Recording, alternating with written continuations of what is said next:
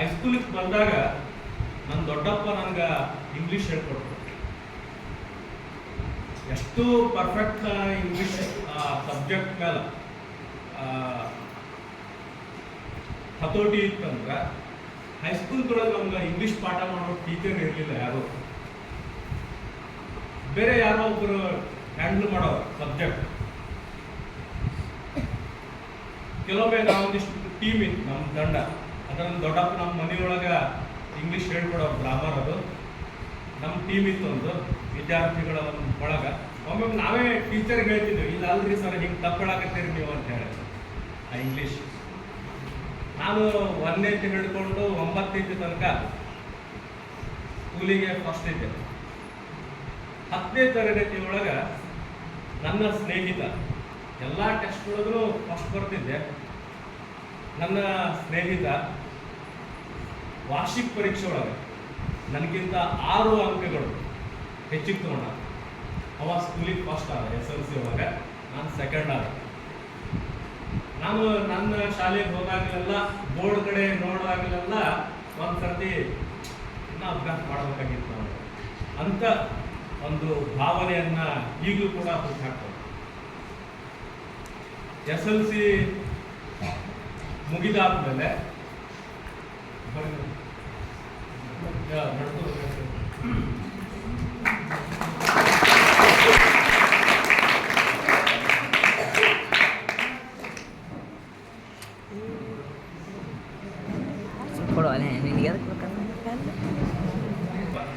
ಕರ್ನಾಟಕ ರಕ್ಷಣಾ ವೇದಿಕೆಯ ವಿಭಾಗದ ಘಟಕದ ಅಧ್ಯಕ್ಷರಾಗಿರುವ ಶ್ರೀ ಮಂಜುನಾಥ್ ಭಾಗವತಿ ಕಾರ್ಯಕ್ರಮಕ್ಕೆ ಸ್ವಾಗತವನ್ನು.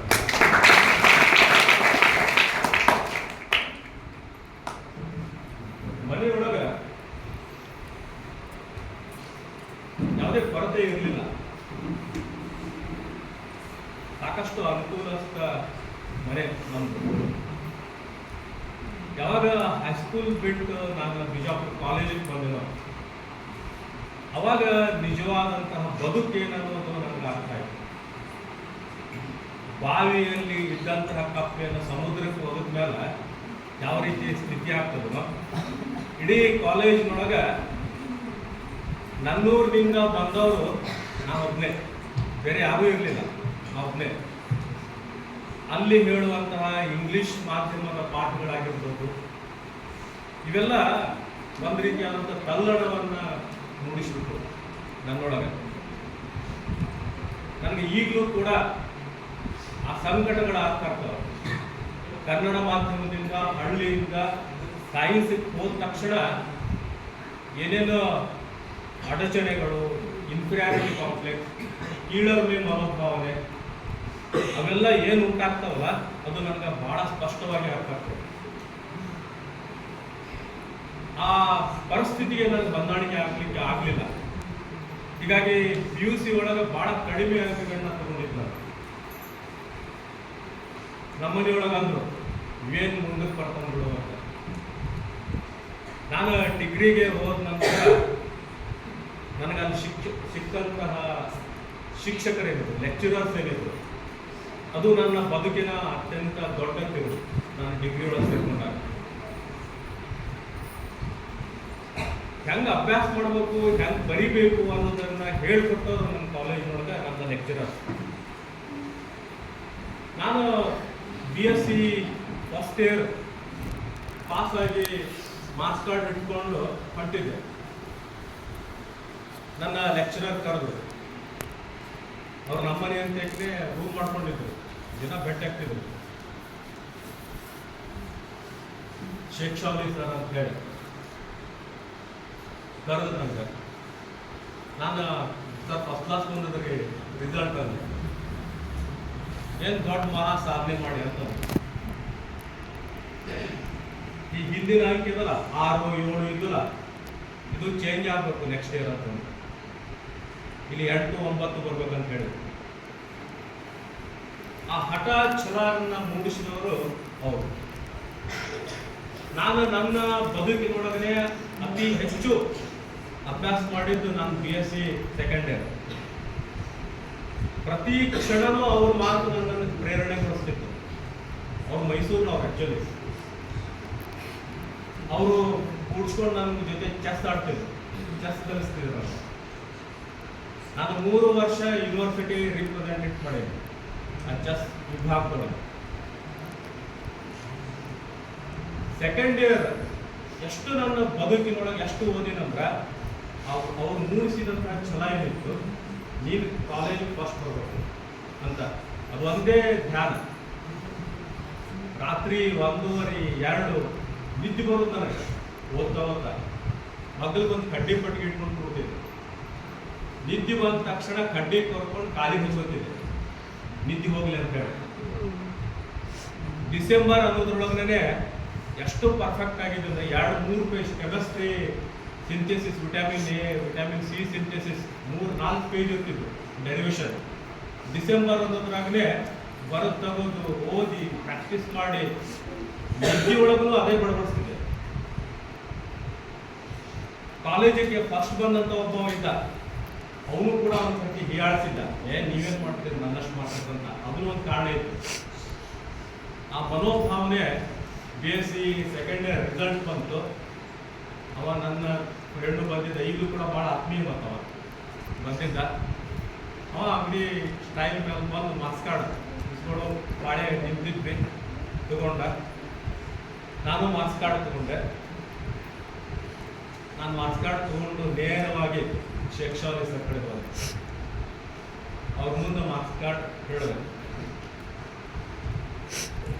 ಇಲ್ಲಿಯವರೆಗೆ ಅಲ್ಲಿಯವರೆಗೆ ಕಾಲೇಜ್ನೊಳಗ ಯಾರೂ ತೆಗೆದುಕೊಳ್ಳಲಾರದಷ್ಟು ಅಂಕಗಳನ್ನ ಕೆಮಿಸ್ಟ್ರಿ ಒಳಗ ನಾನು ತಗೊಂಡು ಫಸ್ಟ್ ಬಂದಿದ್ದೆ ಕಾಲೇಜಿಗೆ.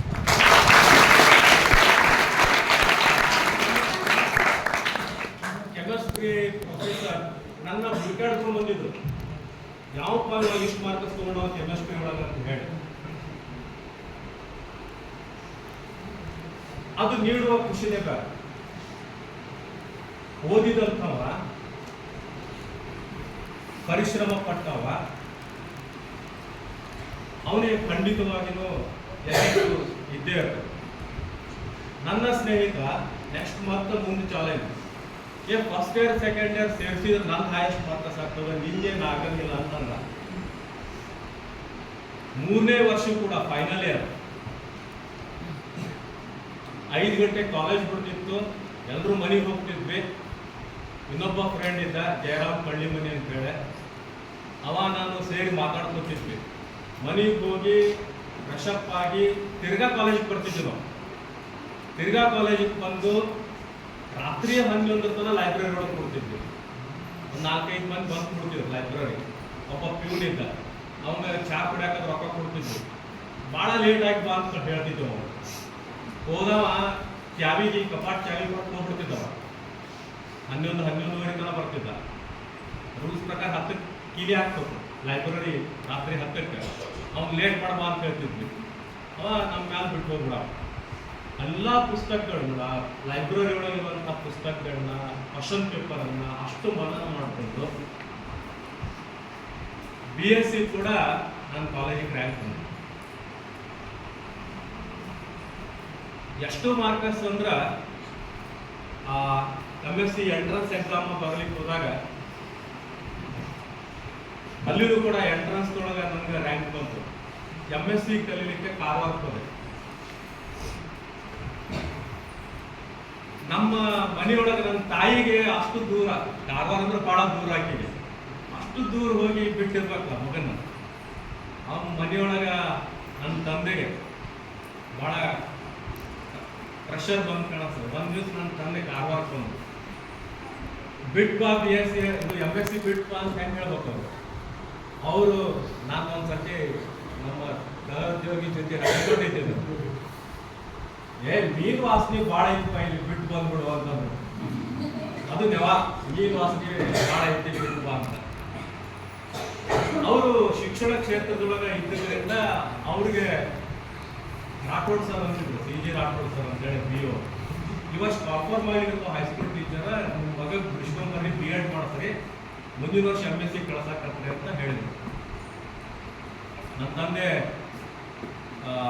ನಾನು ಇಡೀ ಡಿಸ್ಟ್ರಿಕ್ಟ್ ಹೈಯೆಸ್ಟ್ BSc ನಾನು ಬೇಡ. First time government B.Ed seat ಸಿಕ್ಕಿದ್ದು ನಮ್ಮ ಬ್ಯಾಚ್ನಿಂದ ಸ್ಟಾರ್ಟ್ ಆಗಿದೆ.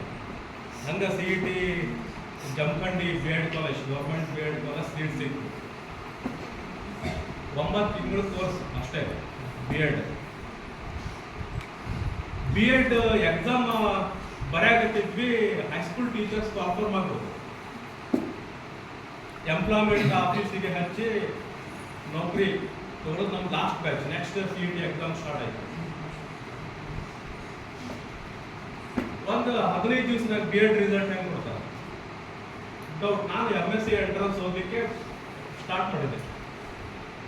ನಮ್ಮ ಬಿ ಎಡ್ ಕಾಲೇಜಿನ ಎಲ್ಲ GSಗಳು ಹೋಗಿ ಸ್ಟ್ರೈಕ್ ಕೊಟ್ಟು ನಮ್ಮ ಬಿ ಎಡ್ ರಿಸಲ್ಟ್ ಕೊಡ್ರಿ ಜಲ್ದಿ ಅಂತ. ಸ್ಯಾಟರ್ಡೇ ಲಾಸ್ಟ್ ಡೇಟ್ ಇತ್ತು ಎಂಪ್ಲಾಯ್ಮೆಂಟ್ ಆಫೀಸ್ ಹಚ್ಚೋದು. ಶುಕ್ರವಾರ ಸಂಜೆ 7 ಗಂಟೆಗೆ ನಮ್ಮ ಬಿ ಎಡ್ ರಿಸಲ್ಟ್ ಅನೌನ್ಸ್ಮೆಂಟ್ ಆಯಿತು. ND ಭಟ್ ಸರ್ ಅಂತಿದ್ರು ಪ್ರಿನ್ಸಿಪಾಲ್. ಅವ್ರ ಕಾಲೇಜಿಂದ ಟಾಟಾ ಸ್ಮೋಕ್ ಕೊಟ್ಟು ಕಳಿಸಿದ್ರು ಧಾರವಾಡಕ್ಕೆ ಮಾರ್ಕ್ಸ್ ಕಾರ್ಡ್ ಬರ್ಲಾಕ. ರಾತ್ರಿ 3 ಗಂಟೆ ಮಾರ್ಕ್ಸ್ ಕಾರ್ಡ್ ಬಂದು. ಅಷ್ಟೊತ್ತಿಗೆ ನಮಗೆಲ್ಲ ಫೋನ್ ಮಾಡಿದ್ರು, ಬರ್ರಿ ಮಾರ್ಕ್ಸ್ ಕಾರ್ಡ್ ಹೋಗಿ ಬರ್ರಿ ಅಂತ ಹೇಳಿ. ನಾವು ಹಸಿಬ್ನಾಗ ಹೋಗಿ ಮಾರ್ಕ್ಸ್ ಕಾರ್ಡ್ ತೊಗೊಂಡ್ಬಂದು ಶನಿವಾರ 10 ಗಂಟೆಗೆ ಎಂಪ್ಲಾಯ್ಮೆಂಟ್ ಆಫೀಸ್ ಹಚ್ಚಿದ್ವಿ. ಗೋವಿಂದೇಗೌಡರು ಎಜುಕೇಷನ್ ಮಿನಿಸ್ಟರ್ ಇದ್ರು, ನಾನು ಈಗಲೂ ಕೂಡ ನೆನಿಬೇಕು. ನಮ್ಮ ಮೆರಿಟ್ ಮೇಲೆ ನೌಕರಿ ಬಂದದ್ದು. ಒಂದು 6 ತಿಂಗಳಿನೊಳಗನೆ ಬೋರ್ಡಿಗೆ ಸೆಲೆಕ್ಷನ್, ಬೋರ್ಡಿಗೆ ಲಿಸ್ಟ್ ಹಚ್ಚಿದ್ರು. ಬೆಳಗಾವಿ ವಿಭಾಗಕ್ಕೆ, ಬೆಳಗಾವಿ ಡಿವಿಷನ್ಗೆ ನಾನು 2nd ನಂಬರ್ ಇತ್ತು. ಸೆಪ್ಟೆಂಬರ್ 2ನೇ ತಾರೀಕಿಗೆ ನಮ್ಗೆ ಆರ್ಡರ್ ಕೊಟ್ಟರು. 1998 1998 ಸೆಪ್ಟೆಂಬರ್ 2 ಎಲ್ಲರೂ ಹೋಗಿ ಜಾಯ್ನ್ ಆದರು ಹೈಸ್ಕೂಲ್ಗೆ ಶಿಕ್ಷಕರಾಗಿ. ನಾನು ಏನು ಮಾಡಿದೆ, ಜಾಯ್ನ್ ಆಗಲಾರ್ದೆ MEdಗೆ ಅಡ್ಮಿಷನ್ ತೊಗೊಂಬಂದೆ ಕರ್ನಾಟಕ ಯೂನಿವರ್ಸಿಟಿಗೆ ಹೋಗಿ. ಈ ವೆಕೇಶನ್ ಕೋರ್ಸ್ ಇತ್ತು, ಶಿಕ್ಷಕರಿಗಾಗಿ ಹೋಗಿ ಕೋರ್ಸ್ ಮುಗಿಸ್ಕೊಳ್ಳಿಕ್ಕೆ ಅವಕಾಶ ಇತ್ತು. ಸೂಟಿ ಒಳಗೆ ಹೋಗಿ ನಾನು ಕ್ಲಾಸ್ ಅಟೆಂಡ್ ಆಗೋದು. ನಾನು MEd ಅಡ್ಮಿಷನ್ ತೊಗೊಂಡೆ. ಸೆಪ್ಟೆಂಬರ್ 5ನೇ ತಾರೀಕಿಗೆ ಸ್ಯಾಟರ್ಡೆ ಮಳೆ ಬರ್ತಾ ಇತ್ತು, ಜಿಟಿ ಸರ್ಕಾರಿ ಪ್ರೌಢಶಾಲೆ ಮಮದಾಪುರಕ್ಕೆ. ನಾನು 1998 ಸೆಪ್ಟೆಂಬರ್ 5 ಶಿಕ್ಷಕರ ದಿನಾಚರಣೆಯಿಂದ ಅವತ್ತೇನಿತ್ತು ಹೋಗಿ ಜಾಯ್ನ್ ಆದೆ. ಆಗ ನನ್ನ 22 ವರ್ಷ. 22 ವರ್ಷಕ್ಕೆ ಚಾಕ್ ಪೀಸನ್ನು ಹಿಡಿದು ಸೋಮವಾರ ಸಾಲಿಗೆ ಹೋದೆ. 10th ಕ್ಲಾಸಿಗೆ ಎದಿಟ್ಟು ಬಡ್ಕೊಳಾಗತ್ತಿತ್ತು ದಬಾಡವ. ಫಸ್ಟ್ ಕ್ಲಾಸ್ ಹೋಗಿ ನೋಡ್ತೀನಿ, ನನಗಿಂತ ದೊಡ್ಡ ಹುಡುಗರು SLC ಕ್ಲಾಸ್ ರೂಮ್ ಒಳಗೆ ಸಾವರಿಸಿಕೊಂಡು ಒಬ್ಬ ಹುಡುಗಗೆ ನಿಂತಿರಿಸಿ ಕೇಳಿದೆ, ಯಾವ ನಿಂದು ಅಂತ. ನಂದು ಮಂಗಳೂರು ಅಂತಂದವ. ನಮ್ಗೆ ಶಾಕ್ ಆಗಿಬಿಡ್ತು. ಬಿಜಾಪುರಲ್ಲೇ, ಮಂಗಳೂರಲ್ಲೇ, ಕಾರವಾರಲ್ಲೇ ಇವಾಗ ಬೇಕಂತಲೇ ಕೇಳಿಸ್ಲಿಕ್ಕೆ ಅಂತ ನನ್ನ ತಲೆಯೊಳಗೆ. ಹೆಂಗೋ ಏನೋ ಪಾಠ ಮಾಡಿ ಬಂದು ಸ್ಟಾಫ್ ರೂಮ್ ಕೇಳಿದೆ, ಇಲ್ಲಿ ಮಂಗಳೂರು ಅಂತ ಐತೆ ಅಂತ ಊರು ಅಂತ ಕೇಳಿದೆ. ಅವ್ರು 9 ಊರು ಹೆಸರು ಹೇಳಿದ್ರು. ಕೊಡಬಾಗಿ ಐತಿ, ಶೇಗುಣಶಿ ಐತಿ, ಬದಗುಣಿಗೆ ಐತಿ, ಮಂಗಳೂರು ಐತಿ. ಇವತ್ತು 9 ಊರು ಹುಡುಗರು ಊರಿಂದ ಹೇಳಿದ್ರು. ಇಲ್ಲಿ 9 ಊರಿನ ಮಕ್ಕಳು ಬರ್ತಾರ ಅಂತ ಅವಾಗ ಗೊತ್ತಾಗಿತ್ತು. ಇನ್ನೂ ವಿಶೇಷ ಅಂದ್ರೆ ಆ ಶಾಲೆಯೊಳಗೆ ನನ್ನ ತಂದೆ ಶಿಕ್ಷಕರಿದ್ರು.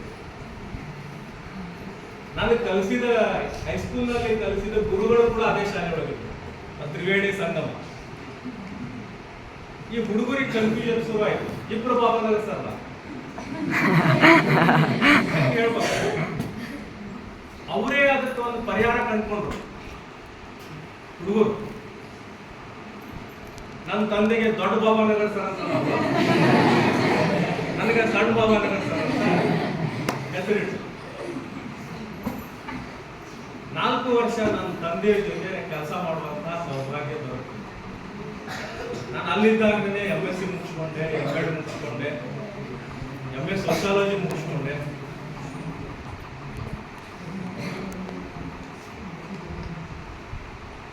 ಅಲ್ಲಿ ಹುಡುಗರನ್ನ ಕರ್ಕೊಂಡು ಅಲ್ಲಿನೂ ಒಂದು ಏನು science lab, science room concept ಏನಿತ್ತಲ್ಲ ಸಿಕ್ಕಾಪಟ್ಟೆ ಮೈಕ್ರೋಸ್ಕೋಪ್ ಇದ್ವು ಅಲ್ಲಿ 15-16 ಮೈಕ್ರೋಸ್ಕೋಪ್. ನಾನು ಎಲ್ಲ ಕಪಾಟಿನಿಂದ ತೆಗಿಸಿ ಮೈಕ್ರೋಸ್ಕೋಪ್ಗಳನ್ನ ಒಂದು ದೊಡ್ಡ ಟೇಬಲ್ ಹಾಕಿಸಿ ಹುಡುಗರ ಕೈಯಾಗ ಮೈಕ್ರೋಸ್ಕೋಪ್ ಕೊಟ್ಟು ಅವ್ರ ಕಡೆಯಿಂದನೇ ಪ್ರಾಕ್ಟಿಕಲ್ ಮಾಡಿಸುವಂಗ ಮಾಡ್ಲಿಕ್ಕೆ ಶುರು ಮಾಡಿದೆ. ಜೊತೆ ಇದ್ದವ್ರು ಅಂದರು, ಸರ್ ಹೊಸ ಕಸ್ಬಾರಿಗೆ ಭಾಳ ಚಂದ ಹುಡುಕ್ತೈತಿ ಅಂತಂದ. ನಾನು ನಕ್ಕು ಸುಮ್ಮನಾದೆ.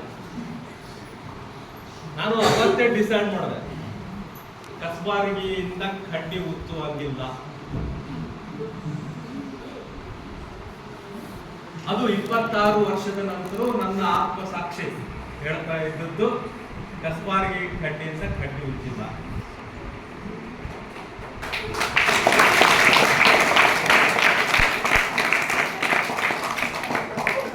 ನನ್ನ ಮನೆಯೊಳಗ ನಿನ್ ಪಗಾರ ಎಷ್ಟು ಬರ್ತೈತಿ, ಎಷ್ಟು ಬರ್ತೈತಿ ಅಂತ ಕೇಳಿಲ್ಲ ಯಾರು. ನನಗೂ ಗೊತ್ತಿರಲಿಲ್ಲ ನನ್ನ ಪಗಾರ ಎಷ್ಟು ಬರ್ತೈತೆ ಅಂತ. ಬ್ಯಾಂಕಿಗೆ ಜಮಾ ಆಗ್ತಿತ್ತು, ತಗೋತಿದ್ದೆ.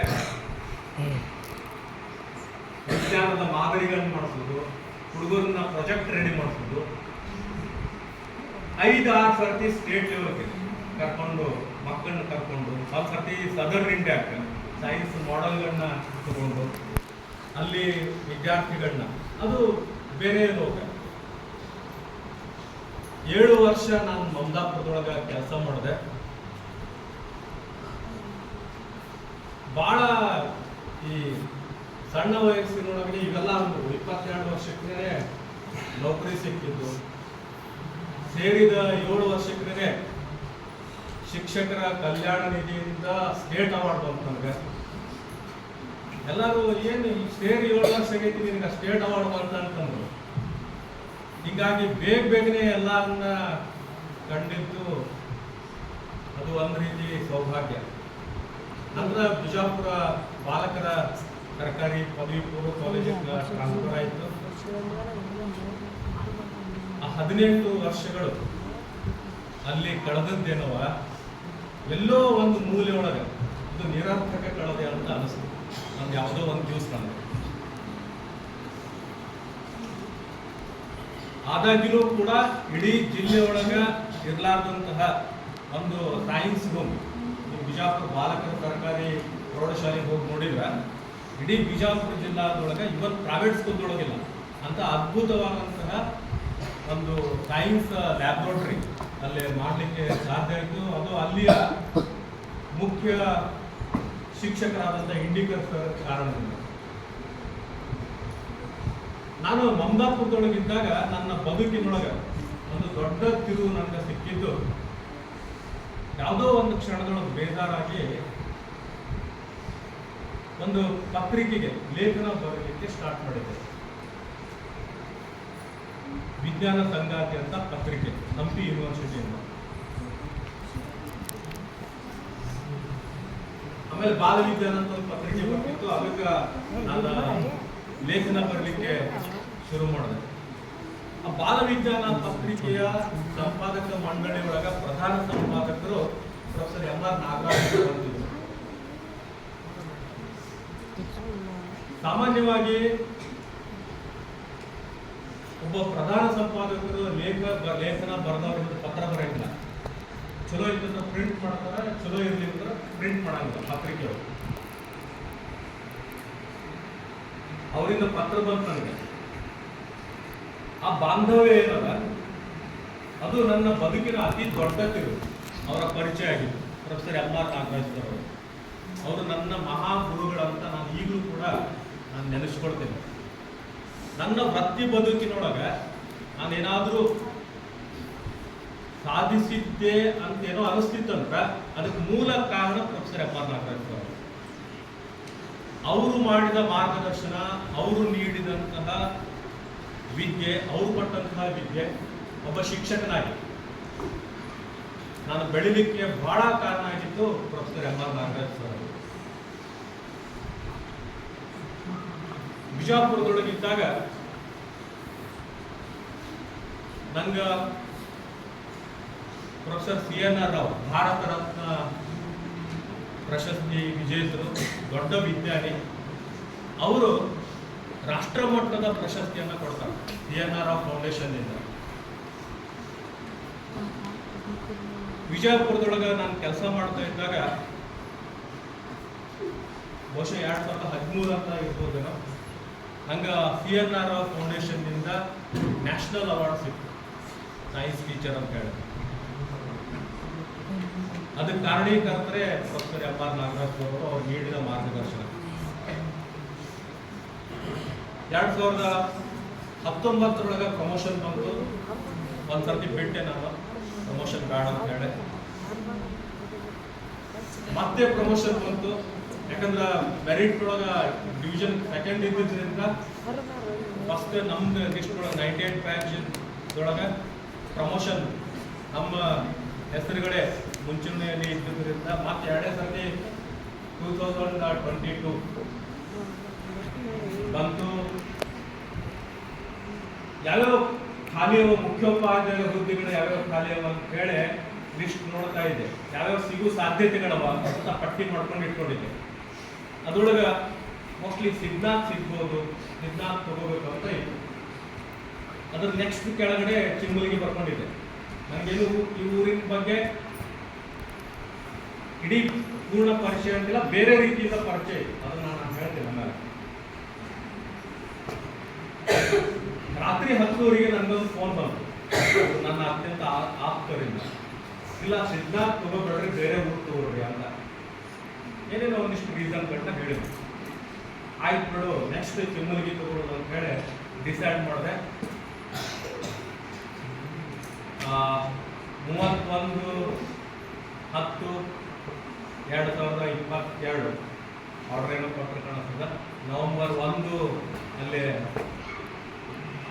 ಕನ್ನಡ ರಾಜ್ಯೋತ್ಸವ ದಿನಾಚರಣೆಯನ್ನು ಮಾಡಿ 3ನೇ ತಾರೀಕಿಗೆ ನಾನು ಇಲ್ಲಿ ಬಂದು ಜಾಯ್ನ್ ಆದ. ಇಲ್ಲೇ ಕೆಲಸ ಮಾಡಿ ಹೋದಂತಹ ಹಿರೇಮಠರು ನನ್ನ ಕಲಿಗಿದ್ರು, ವಾಯ್ಸ್ ಪಿ ಟೀಚರ್. ಅವರು ಇಂಡಿಕರ್ ಸರ್ ಎಲ್ಲ ಸೇರಿ ಬಂದು ಇಲ್ಲಿ ಬಂದ್ವಿ. ಎದುರುಗಡೆ ಫಸ್ಟ್ ಭೇಟಿ ಆಗಿದ್ದು ಬಳಬಟ್ಟಿ ಸರ್.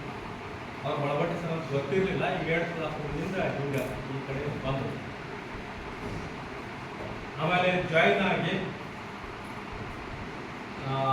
ನಾನು ಮಠಕ್ಕೆ ಹೋಗಿ ಸ್ವಾಮೀಜಿಯವರ ದರ್ಶನ ತಗೊಂಡು ಅವ್ರು ಭೇಟಿಯಾಗಿ ಈಗ ಹೊಸದಾಗಿ ಬಂದು ಜಾಯಿನ್ ಆಗಿದ್ದೆ ಅಂತ ಹೇಳಿ, ನಂತರ ಗ್ರಾಮದ ಹಿರಿಯರಾದಂತಹ ಬಸವನಗೌಡರಿಗೆ ನೆಕ್ಸ್ಟ್ 2 ದಿವಸ ಭೇಟಿಯನ್ನು ಭೇಟಿಯಾದೆ. ಮರುದಿವಸ 4ನೇ ತಾರೀಕಿಗೆ ಸ್ಕೂಲಿಗೆ ಬಂದೆ. ಎಡಕೂರ ಕರ್ಕೊಂಡ್ಬಂದ. ಒಂದು 5 ನಿಮಿಷ ಬೇಗನೆ ಬೆಲ್ ಹೊಡೆದ್ಬಿಟ್ಟ ಪ್ರೇಯರ್. ಎಲ್ಲ ಯಾರು ಟೀಚರ್ಸ್ ಬಂದಿಲ್ಲ, ನಿಂದು ನಡ್ತಾರೆ ಅಂತಂದೆ. ಬರ್ತಾರೆ ಹೇಳ್ಬೇಕಲ್ಲ, ಪ್ರೇಯರ್ ಮಾಡೋಣ್ರಿ ಅಂತಂದ. ಎಲ್ಲರೂ ಈ ಕಡೆ ಮುಖ ಮಾಡ್ಕೊಂಡು ನಿಂತೀವಿ ಹುಡುಗರು. ನಾನು ಈ ಫೌಂಟೇನಿಗೆ ಅಂತ ನಿಂತೆ. ಯಾರು ಆ ಕಡೆ ಹುಡುಗರ ಕಾಣಿಸೋದು ನನಗೆ. ಶಿಕ್ಷಕರಿಗೆ ಕಾಣಿಸ್ಬೇಕು ಎಲ್ಲ ಹುಡುಗರು ಯಾರ್ಯಾರು ಬಂದಾರ ಏನು ಅಂತ ಹೇಳಿ. ಆಯ್ತು ಪ್ರೇಯರ್ ಮಾಡ್ರಿ ಅಂತ ಹೇಳಿದೆ ಹುಡುಗರಿಗೆ. ನಾಡಗೀತೆ ಮತ್ತು ರಾಷ್ಟ್ರಗೀತೆ ಹೇಳಿದ್ರು. ಅದೇ 5 ನಿಮಿಷ ಮುಗಿತು ಪ್ರೇಯರ್. 10 ನಿಮಿಷ ಪ್ರೇಯರ್.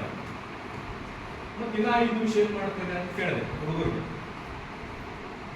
ಮೊದಲು ಏನೇನೋ ಮಾಡ್ತಿದ್ದೇವೆ ಸರ, ಈಗ ಇಷ್ಟೇ ಮಾಡ್ತೇವೆ ಅಂತ.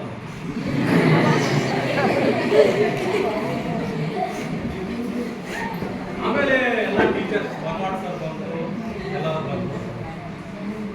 ಅವ್ರಿಗೆ ಹೇಳಿದೆ, ನಾವು ಹಿಡ್ಕೊಂಡು ಈ ಕಡೆ ನಿಂತಿಲ್ಲ, ಅದು ದಿಕ್ಕು ಬದಲಾಗಬೇಕು ಅಂತ ಹೇಳಿ. ಹಿಂಗೆ ನಿಂದಿರ್ಬೇಕೆಲ್ಲರೂ ಅಷ್ಟೇ. ಅಲ್ಲಿ ಕಟ್ಟಿ ಮೇಲೆ ನಾವೆಲ್ಲ ನಿಂದಿರ್ತೀವಿ. ಮೊದಲು ಏನೇನೋ ಮಾಡ್ತಿದ್ದಿಲ್ಲ, ಅದು ಮೊದಲು ನಂಗೆ ಮಾಡಕ್ ಶುರು ಮಾಡ್ಬೇಕು ಅಂತ ಹೇಳಿದೆ. 8/11/2022 ನಾನು ಶಿಕ್ಷಕರ ಮೀಟಿಂಗ್ ಬಂದೆ.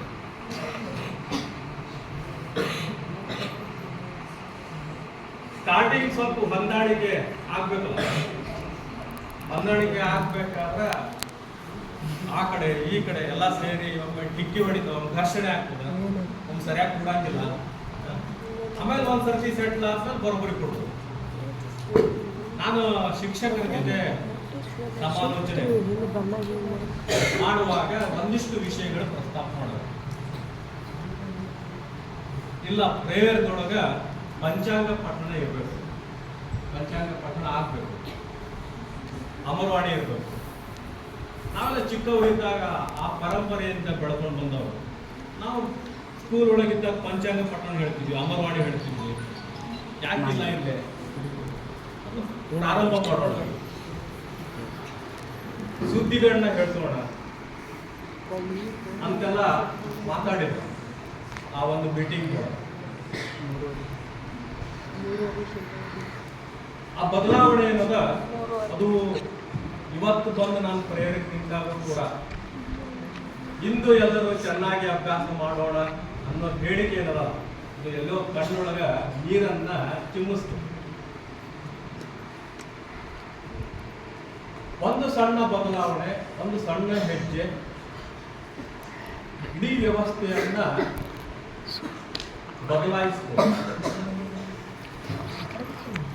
ನಾನು 8ನೇ ತಾರೀಕಿಗೆ ಶಿಕ್ಷಕರಿಗೆ ಮೀಟಿಂಗ್ ಮಾಡೋಕ್ಕಿಂತ ಪೂರ್ವದೊಳಗೆ ಸುಮ್ಮನೆ ಸಾಲಿ ನೋಡ್ಕೋತ ಹಿಂಗೆ ಬಂದಾಗ ಒಬ್ಬ ಹುಡುಗ ನಿಂತು, ನಾ ಏನು ಕೇಳಿದ್ದಿಲ್ಲ ಅವನಿಗೆ. ಅವ ನನಗೆ ಹೇಳಿಕತ್ತ, ಸರ್ ಇದನ್ನ ಪ್ರೊಜೆಕ್ಟ್ರು ಅಲ್ಲಿತ್ರಿ, ಎಲ್ಲ ವೈರ್ಗಳನ್ನ ತಗೊಂಡು ಬಂದು ನಮ್ಮ ಇಂಗ್ಲೀಷ್ ಸರ್ ಎಲ್ಲ ಫಿಟ್ ಮಾಡಿದ್ರಿ, ಈಗೆಲ್ಲ ಹಾಕಿ ತೋರಿಸ್ತಾರೆ. ನಮ್ಗೆ ಭಾಳ ಖುಷಿ ಆಯ್ತದ. ಅಂದ್ರೆ ಪೊಟೆನ್ಶಿಯಾಲಿಟಿ ಈ ಸ್ಕೂಲ್ ಒಳಗದ, ಇಲ್ಲಿ ಶಿಕ್ಷಕರಲ್ಲಿದೆ, ಇಲ್ಲಿ ಮಕ್ಕಳಲ್ಲಿದೆ ಅನ್ನೋದನ್ನ ನಾನು ಗುರುತಿಸಿದೆ ಮೊದಲು.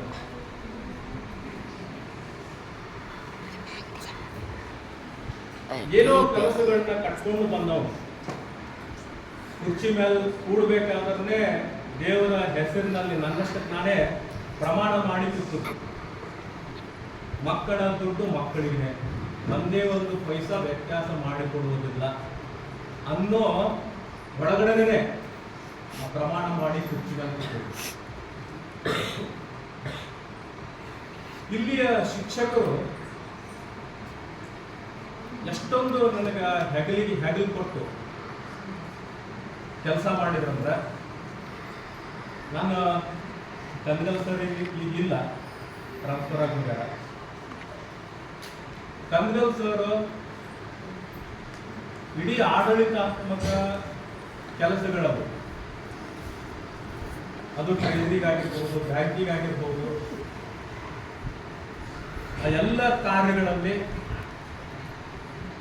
ಒಂದು ಸ್ವಲ್ಪ ವ್ಯತ್ಯಾಸ ಆಗಲಾರ್ದ, ಎಂದೂ ಕೂಡ ಬೇಸರ ಪಟ್ಕೊಳ್ಳಾರ್ದ ನಾನು ಕರೆದಾಗಲಿಲ್ಲ ನಮ್ಮ ಗಾಡಿ ಮೇಲೆ ಕರ್ಕೊಂಡು ಅಲ್ಲಿ ಹೋಗಿ ಭೇಟಿಯಾಗಿ, ಭಾಳ ಸೌಮ್ಯ ಜೀವಿ, ಭಾಳಷ್ಟು ತಾಳ್ಮೆ ಇದ್ದವರು ಕನಗಲ್ಸವರು.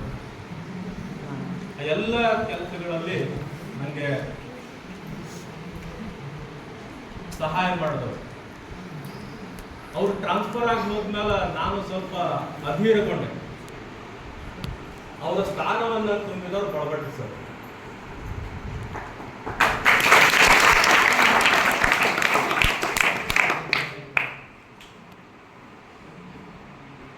ಬಹಳಷ್ಟು ಮಾತುಗಳನ್ನ ಹೇಳ್ತಾ ಇದ್ರು, ಬಹಳ ತಾಳ್ಮೆ ಅದರಿ ತಂದೆ ಅಂತ. ಅವೆಲ್ಲವುಗಳನ್ನ ಕಲ್ತದ್ದು ಅವರಿಂದನೇ. ನಾನು ಬಳಬಟ್ಟಿ ಸರ್ ಹೆಚ್ಚು ಪೇಚು ಇಲ್ಲ ಅಂತಲ್ಲ, ಎಲ್ಲ ಕೆಲಸಕ್ಕೆ ಸರ್ ನೀವ್ಯಾಕೆ ಮಾಡ್ತೀರಿ, ಇರ್ಲಿ ಬಿಡ್ರಿ ಸರ್ ನಾನೇ ಮಾಡ್ತೇನೆ. ನಾನು ಮೊನ್ನೆ ಅದನ್ನ ಇದು ಸೋರ್ಲಿಕ್ಕೆ ನೀರು, ಸರ್ ಏನಿಲ್ರಿ ಸಿಮೆಂಟ್ ತಗೊಂಡು ನಾವೇ ಹಚ್ಚಿ ಬಿಡೋನ್ರಿ ಅಂತ. ನಾನು ಟ್ರಾನ್ಸ್ಫರ್ ಆಗಿ ಹೋದ್ರು ಕೂಡ ಗ್ರೂಪ್ ಒಳಗೆ ಫೋಟೋ ಹಾಕಿಟ್ಟು ನೋಡ್ತಿರ್ತಿಲ್ಲ. ಅವರು ಸಿಮೆಂಟ್ ಕಲಿಸ್ಕೊಂಡು ಅದನ್ನ ಹಚ್ಲಿಕ್ಕೆ ಅಲ್ಲೆಲ್ಲ ಪ್ರವಾಸ ಆಗಿರ್ಬೋದು. ಅವರು ಎಂದೂ ವಿಶ್ರಾಂತಿ ತಗೊಂಡಿದ್ದು ನೋಡ್ಲಿಕ್ಕೆ ನಾನು ಪ್ರವಾಸ ಹೋದಾಗ ಬಳಬಟ್ಟಿ ಸರ್.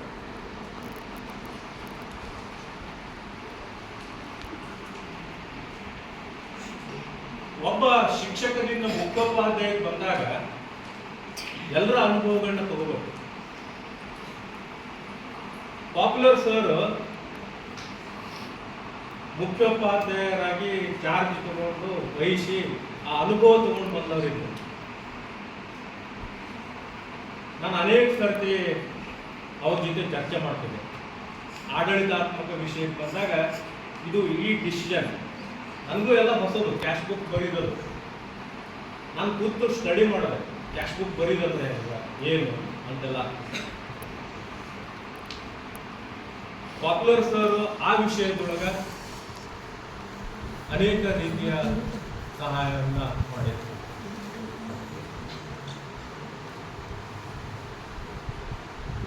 ಮ್ಯಾಥಮೆಟಿಕ್ಸ್ ಪತ್ತಾರು ಮೇಡಮ್ ಇದ್ರು. ನಾನು ಅನೇಕ ಫಂಕ್ಷನ್ ನೋಡ್ತಾ ಇದ್ದೆ. ಪತ್ತಾರು ಮೇಡಮ್ ಅವ್ರ ಹೆಸರು ಬಂದ್ರೆ ಜೋರಾಗಿ ಚಪ್ಪಾಳೆ ಬರೋದು ಎಲ್ಲ ಹುಡುಗರಿಂದ. ಅದರ ಅರ್ಥ ಅವರು ಹುಡುಗರ ಮನಸ್ಸನ್ನು ಗೆದ್ದಾರ. ಚಿತ್ರಕಲಾ ಶಿಕ್ಷಕರಿದ್ರು ಬಂಡ್ರಕೌಟೇಶ್ವರು. ಬಂಗವಾಡ್ ಸರ್ ಅಂತೂ ಅವರು ಹಾಡ್ಲಿಕ್ಕೆ ಈಗಾಗಲೇ ಹಾಡಿದ್ರು ನನ್ನ ಕಣ್ಣೊಳಗೆ ನೀರು ಬರಲಿಕ್ಕೆ. ಒಬ್ಬ ಭಾಷಾ ಶಿಕ್ಷಕನಲ್ಲಿ ಇರಬೇಕಾದಂತಹ ಗುಣ ತಮ್ಮ ಪಾಠದೊಳಗೂ ಕೂಡ ತಮ್ಮ ಆ ಒಂದು ಸೃಜನಶೀಲತೆ ಅನ್ನೋದ ಅದನ್ನ ವೃತ್ತಿ ಬದುಕಿನಲ್ಲಿ ಅಳವಡಿಸಿಕೊಂಡು ಮಕ್ಕಳಿಗೆ ಪಾಠ ಮಾಡೋದೇನದ, ಮಕ್ಕಳ ಮನಸ್ಸನ್ನ ಗೆಲ್ಲೋದೇನದ, ಅದು ಕನ್ವಾಡ್ ಸರ್ ಅವರ ಗುಣ.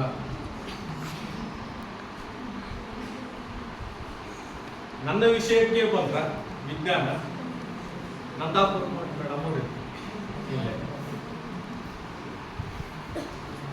ನಾನು ಒಂದ್ಸತಿ ಈ ಶನಿವಾರ ಸಂಭ್ರಮ ಅಂತಾರ, ಆ ಶನಿವಾರ ಸಂಭ್ರಮದೊಳಗೆ ಸುಮ್ಮನೆ ನಿಂತು ನೋಡ್ತಾ ಇದ್ದೆ. ಅವ್ರು ಬಲೂನ್ ಆಕ್ಟಿವಿಟಿ ಮಾಡ್ತಿರ್ತೀವಿ ಮಕ್ಕಳಿಗೆ. ನಂಗೆ ಇಷ್ಟು ವರ್ಷ ಆದರೂ ಇದು ಬೆಳೆದಿರ್ಲಿಲ್ಲ ಈ ಕಾನ್ಸೆಪ್ಟ್ ಅಂತ ನಾನು ಒಳಗೆ ಅನ್ಕೊಂಡೆ. ಆ ಆಕ್ಟಿವಿಟೀಸ್ ಮಾಡೋದೇನದ ವಿಜ್ಞಾನ ಬೋಧನೆಯಲ್ಲಿ ಚಟುವಟಿಕೆಗಳಾತ್ಮಕವಾಗಿ ಪಾಠ ಮಾಡೋದೇನದ ಅದು ಅವರ ಗುಣ. ನಂತರ ಪತ್ತಾರ್ ಮೇಡಮ್ ಅವರ ಜಾಗಕ್ಕ ಹೊಸಮನಿ ಮೇಡಮ್ ಅವರು ಬಂದರು. ಅವರೇ ಹೇಳಿದಂತೆ ಪ್ರಾರಂಭದೊಳಗೆ ಹೊಂದಾಣಿಕೆ ಆಗ್ಲಿಕ್ಕೆ ಸ್ವಲ್ಪ ಕಷ್ಟ ಆಯಿತು. ಅದರ ಆ ಮುನ್ನಡೆಸುವಂತಹ ಛಾತಿ ಏನದ ಅದು ಅವರಲ್ಲಿ ಆ ಗುಣ ಇತ್ತು. ಅನೇಕ ಸರ್ತಿ ನನಗೆ ಬಂದು ಅವರು ತಮ್ಮ ವಿಚಾರಗಳನ್ನ ಹಂಚ್ಕೊತಿದ್ರು.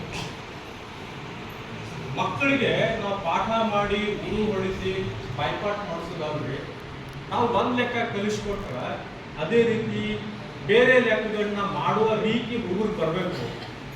ನಂಗೆ ನಿಜ ಅನಿಸ್ತಿತ್ತು ಅವರು ಹೇಳುವಂತ ವಿಚಾರಗಳು.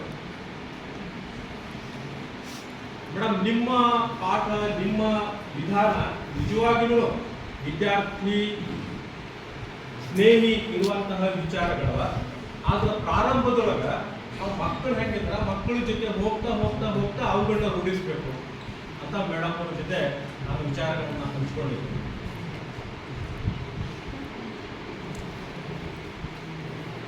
ಇನ್ನ ಸಾರಥಿ ನಡ್ಕೋರಾಗಿರ್ಬೇಕು. ಸಾರಥಿ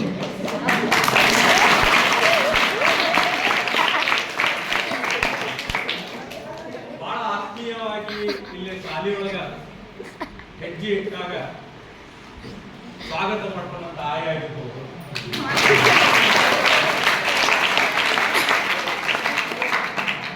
ಆಯ ಹೆಸರು ಗೊತ್ತಿಲ್ಲ ನಮಗೆ. ಅವಳು ಎಲ್ಲೋ ನಾನು ನನ್ನ ಆಯಿಯನ್ನ ನೋಡಿದ ನೆನಪು ನನಗಿಲ್ಲ.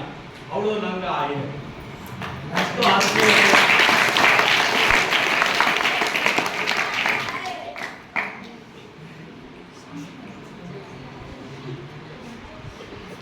ಆಮೇಲೆ ನಾನು ಬಂದ ನಂತರ 10ನೇ ತರಗತಿ ಕ್ಲಾಸಿಗೆ ಫಸ್ಟ್ ಪೀರಿಯಡ್ಗೆ ಹೋಗೋಕ್ಕಿಂತ ಮುಂಚೆ ಒಂದಿಷ್ಟು ಫೀಡ್ಬ್ಯಾಕ್ ಬಂದಿತ್ತು ನನ್ನ ಶಿಕ್ಷಕರಿಂದ.